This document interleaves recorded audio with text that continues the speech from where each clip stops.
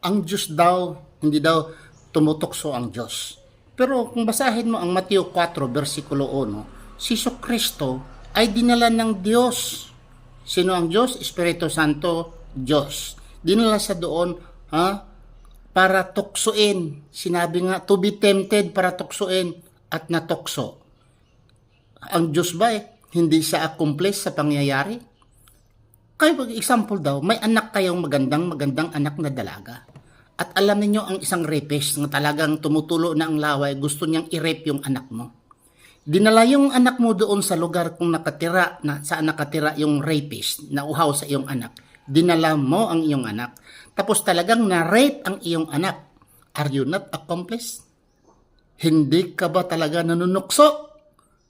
Diba? Si Kristo, tinokso siya ni Satanas. Sino ang nagdala kay Satanas? Diyos.